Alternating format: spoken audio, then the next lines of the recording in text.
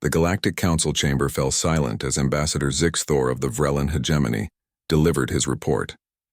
His crystalline form pulsed with smug satisfaction as holographic projections filled the vast dome above them, images of a blue-green world called Earth. Esteemed council members, Zixthor announced, the human species has refused our ultimatum. They will not surrender their homeworld for resource extraction. Therefore, as agreed, the Vrellan Armada will commence planetary subjugation in exactly 6 standard cycles. Around the circular chamber, representatives from 47 species murmured their approval. The Krellians chittered through their mandibles. The gaseous Etheri flickered in agreement. For 10,000 years, the Council had maintained order through overwhelming force, and not once had a primitive species, one without faster-than-light capability, dared to resist. "How long do your strategists predict?" asked Elder Morkan, his ancient scales reflecting the chamber's bioluminescent lighting. 4 hours, Zixthor replied. Perhaps 5 if they prove unusually stubborn. Humans are emotional creatures, violent, yes, but hopelessly disorganized. They still fight among themselves. No unified command structure, no energy shields, no plasma weaponry. They barely have functional spacecraft. This will be... He paused for effect. Efficient. What Zixthor didn't know, what none of them knew, was that 2 humans were listening. Leo Chen adjusted his neural interface, fingers trembling slightly as he refined the quantum entanglement frequency. Beside him, Dr. Elsa Volkov stared at the holographic display showing the Vrellan fleet positioning itself just beyond Mars' orbit. "How long do we have?" Elsa asked, her Russian accent barely noticeable after years at the International Defense Laboratory. "Council sessions wrapping up," Leo replied, his eyes never leaving the stolen alien communication protocol scrolling across his screen. Zixthor just told them 4 to 5 hours. "They're launching in 6, Elsa laughed, a sharp, bitter sound. "They think we're primitives playing with chemical rockets and nuclear weapons, aren't we?" Leo glanced at her, his expression grim. "We were," Elsa corrected, pulling up schematics that would have seemed like science fiction just 5 years ago. "Until we found the Roswell cache. Until we decoded their physics. Until we stopped fighting each other long enough to realize we had a common enemy coming. The truth was, humanity had been preparing for this moment ever since the Council's first scout ship had been detected 18 months ago. That vessel had crashed in the Australian outback, and its data cores had contained everything: star maps, weapon specifications, shield frequencies, and most importantly, the arrogant assumption that humanity posed no threat whatsoever. The aliens had severely underestimated human adaptability, ingenuity, and spite. 6 hours later, the Vrellan Armada emerged from hyperspace, 300 warships, each the size of a small city, bristling with weapons that could crack continents. Admiral Krath-Zul watched Earth rotate peacefully below, utterly defenseless. "Begin bombardment sequence," he commanded. "Target their major population centers first. Break their will immediately." The first wave of plasma missiles launched, enough firepower to sterilize half a continent. They never reached the atmosphere. In the void between the fleet and Earth, space itself seemed to tear open, not one portal but thousands, and through them poured humanity's answer to 1,000,000 years of alien technological superiority, pure, focused rage given form. The defensive satellites didn't look like weapons. They looked like mirrors, hexagonal panels barely larger than a car, arranged in a sphere surrounding Earth in perfect geometric precision. 30,000 of them, each one a masterpiece of reverse-engineered alien technology and human innovation. The plasma missiles struck the first layer and simply ceased to exist.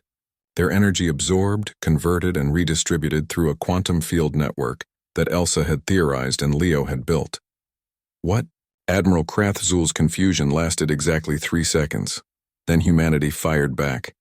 The mirrors rotated, angled, focused. Every joule of energy from the alien bombardment, channeled through the network, concentrated into pinpoint beams of such devastating intensity that they existed beyond the normal electromagnetic spectrum. The beams didn't just pierce the Vrellan shields, they ignored them entirely, phasing through defensive barriers as if they weren't there. 17 warships evaporated in the first salvo.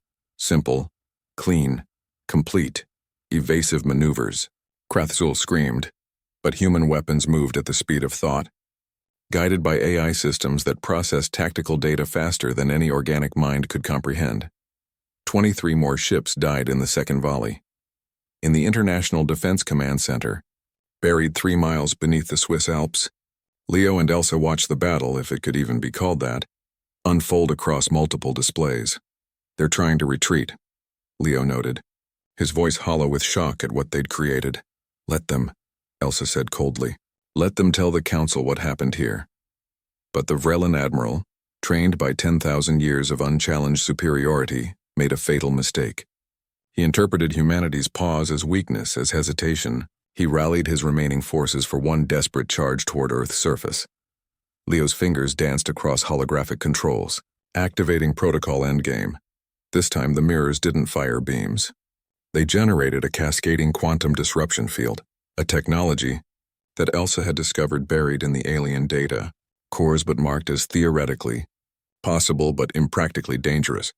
The aliens had deemed it too volatile, too risky to ever deploy. Humans had no such reservations. The field expanded at relativistic speeds, and every Vrellan ship caught within it experienced the same catastrophic failure. Their power cores, their reactors, their very molecular bonds destabilized simultaneously. 300 warships became expanding clouds of constituent atoms in the span of 11 seconds. The entire engagement, from first shot to final annihilation, had lasted 4 minutes and 37 seconds. In the Galactic Council chamber, Ambassador Zix Thor's crystalline form had gone completely dark. The holographic feed from the Vrellan fleet had cut to static exactly 4 minutes and 37 seconds after the battle began. "Impossible," he whispered. "We predicted hours. It lasted minutes. How did they—" "They won," Elder Morrican interrupted, his ancient eyes fixed on the empty display. For the first time in his 600-year life, he felt something he'd never experienced before. Fear.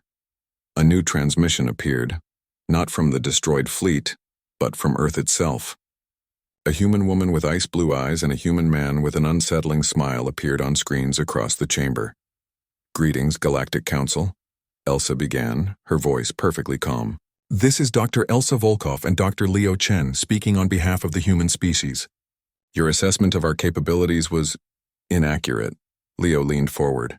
"You predicted our defeat in hours. The fight lasted minutes. But here's what you didn't predict. We won.